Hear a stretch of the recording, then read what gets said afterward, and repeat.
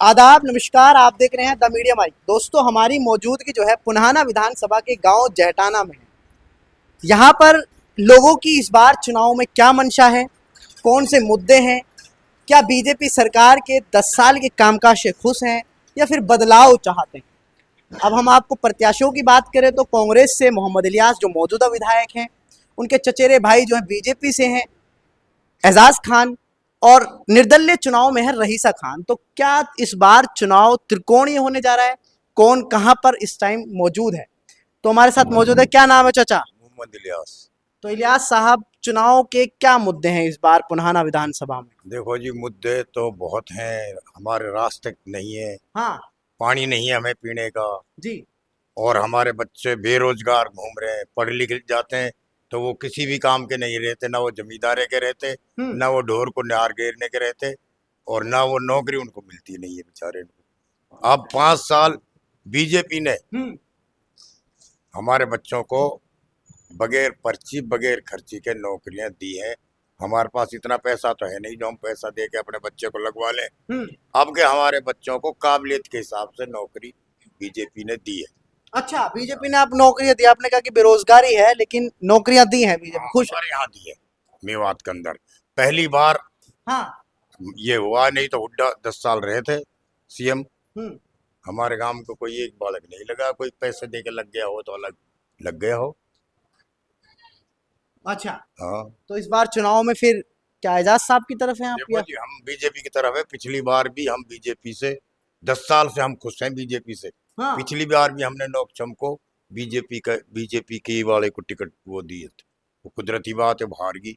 एजाज के फादर ने इस मेवात के अंदर सारे नेताओं से ज्यादा काम किया है। सबसे ज्यादा उसने मुलाजिम लगाए। उसके बेस पे हाँ। हम इसको वोट दे रहे हैं कि अपने बाप के पद चिन्हों पे चल के शायद हमारा और डोडा बह जाओ। लेकिन चचेरे भाई भी उनके मोहम्मद इलियास साहब जो है वो चुनाव में लड़ रहे हैं, मौजूदा विधायक भी हैं।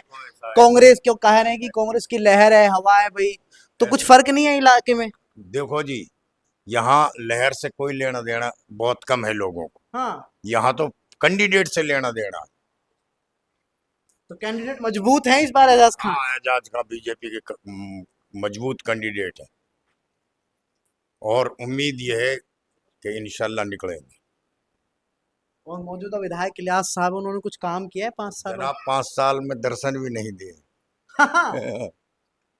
ये हकीकत है, हम कोई वो नहीं कर रहे, ये हकीकत बात है। तो धरातल पर नहीं थे 5 साल? ना ना ना। और एजाज साहब? एजाज साहब तो बेचारे में कुछ था नहीं। जब भी निकलते बढ़ते भी गांव में चक्कर लगा जावे हो, भाई जितनी कुछ वहाँ पे ही उसके कहे से कोई मान जावे हो, हाँ। तो उसकी कोशिश भी कर दे हो।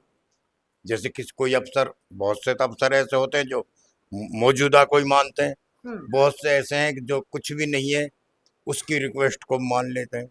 रिक्वेस्ट पे इसने छोटे मोटे लोगों का काम है, ये करवाता ही रहा है। इसको मौका ही नहीं मिला कभी।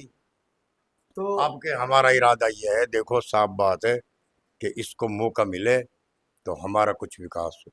अच्छा, वो कभी विधायक नहीं बने हैं तो उनको बनाना चाह रहे हैं? बनाना चाह रहे हैं बिल्कुल। तो 5 सालों में बीजेपी सरकार में शामिल थे वो, तो कुछ किया है इलाके के लिए एजाज साहब ने कुछ? देखो, जितनी भी उसकी पहुंची जहां तक, हाँ। उसने पूरा किया है जितना वो कर सकता था। असल में तो नौकरी तो सीएम साहब खट्टर ने काई की सिफारिशी ना मानी नौकरी में, तो वो तो हमें मिली है फ्री में। हाँ।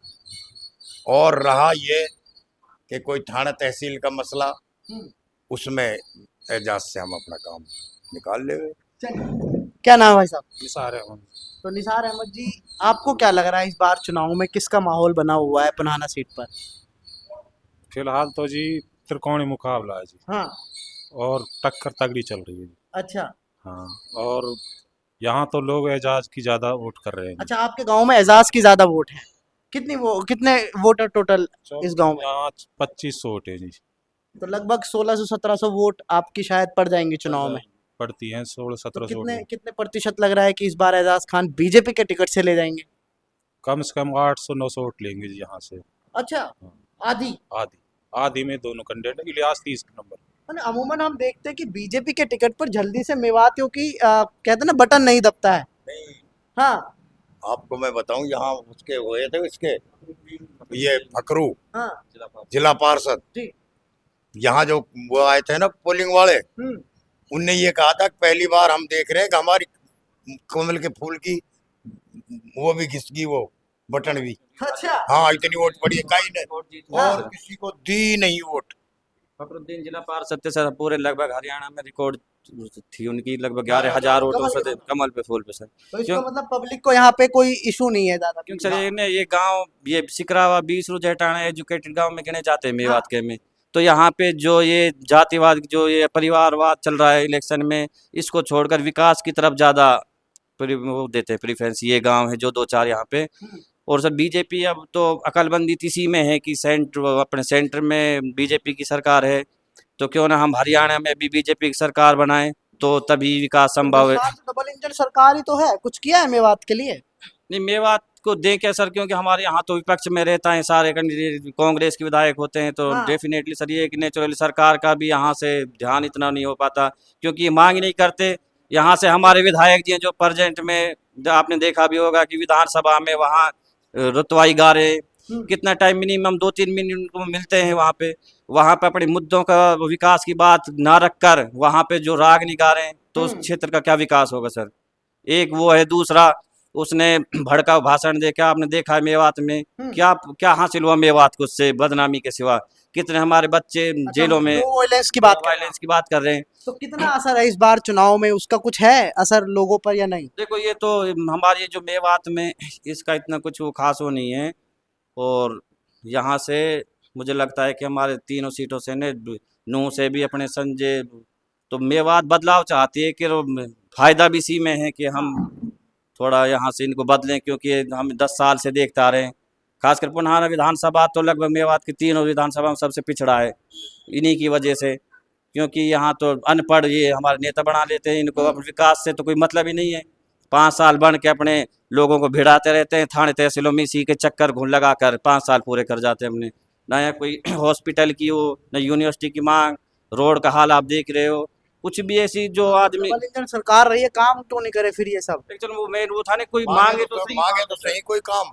अच्छा, सेंटर से विधायक नहीं पहुंचे तो इसलिए काम। ये चाह रहे कि हम, ये कहावत है कि बिना रोए तो माँ भी दूध नहीं पिलाती। हाँ। जब हम अपने के लिए कुछ मांग ही नहीं करेंगे, ना हम अपना हक रखते मांगने के लिए, तो सरकार कैसे देगी। और जो सरकार ने जितना भी जो मूलभूत सुविधा थी, जैसे यहाँ पे बीजेपी ने अपना बहुत किया है पिछले 10 साल से लोगों को किया है, बट जो हमारा खासकर पुराने विधानसभा में जो इन नेताओं की कमी है, इसकी वजह से थोड़ा बैकवर्ड है।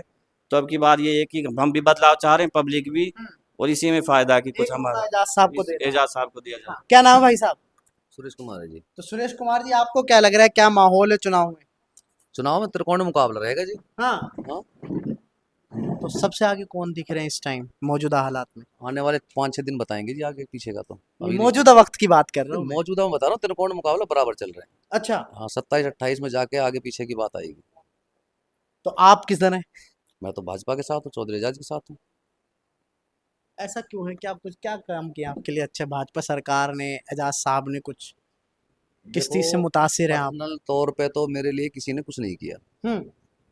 पर्सनल तौर पे मेरे लिए कोई फायदा नहीं किया किसी भी सरकार ने, किसी भी मिनिस्टर ने। ठीक है। पर लेकिन विकास का अपने जो हमारा क्षेत्र है मेवात, हाँ। हमारा हल्का पुराना है, अगर उसका विकास होगा तो मेरा तो खुद ही हो जाएगा। और ये विकास भाजपा करेगी? भाजपा करे या कोई करे। हाँ, आप एजाज खान की तरफ हैं? बिल्कुल, क्योंकि जो उनके वालिद साहब रहे हैं चौधरी सरदार खान जी। उन्होंने मेवात का और गांव से भी, हमारे चाचा जी बैठे हैं, ये उन्हीं की देन है। जो आज हम इतने बड़े मकान में बैठे हैं, चौधरी सरदार खान की देन है। ऐसे बहुत लोग दिए हैं उन्होंने हमारे लिए। तो क्या एजाज खान जो है वो अपने वालिद साहब के नक्शों कदम पर चलेंगे? हमें उम्मीद है जी, लेकिन हमारा दुर्भाग्य रहा है कि हमने उनको मौका नहीं दिया कभी कि वो इस काम को आगे बढ़ाएं। हाँ। और लेकिन हमें उम्मीद है कि मेवात और हमारा पुराना हल्का एक बार उनको मौका दे, फिर देखे भाई वो बंदा कितना काबिल है कितना नहीं है। तो इलियास साहब और रईस साहब मंत्री रहे हैं दोनों ही, 4-4 बार विधायक भी रहे हैं, तो उनके कामकाज से कितना खुश हैं आप वैसे अमूमन अपने नजरिए से? देखो मैं बता रहा हूँ, मेरे पर्सनल तौर पे तो मैं इलाके वाइज ही कह रहा हूँ कि जैसे सड़कें हो गई। इलाके की आप भी अच्छी तरह से जानते हो इलाके के बारे में। बताइए हमें। नहीं नहीं, आप भी तो देख रहे हो इलाके को हाँ। कि कितना विकास है, कितना हम नीचे जा रहे हैं, ऊपर जा रहे हैं, धरातल पे हैं कि आसमान में है। ये देखो ना, बात नौकरियों की रही है। नौकरियां तो तो इलियास साहब वाले कहते हैं कि भैया हमारी सरकार नहीं थी, जैसे अभी कहा कि सरकार तो पहले रही है ना, हाँ इन्होंने लोग सरकार में रहे मंत्री जी, वो तब भी कुछ नहीं किया। हमारे गांव में तो कुछ नहीं। अच्छा बताइए आप। चलिए देखिए ये एजाज खान युवा हैं, चलो उनको देखना चाहते हैं और वो अपने पिता के नक्शे कदम पे चलते नहीं दे।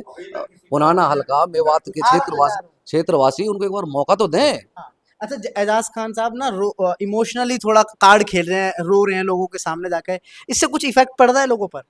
देखो वो कह इफेक्ट रहे हैं तो कि भाई होता मैं है, 35 होता है, साल होता 30-35 साल हो होता गए, है, मुझे होता है, एक मौका चाहिए। होता है जी, क्योंकि उनके पिताजी ने इतनी सेवा करी लोगों की, हाँ तो उसका कुछ तो सिला दें।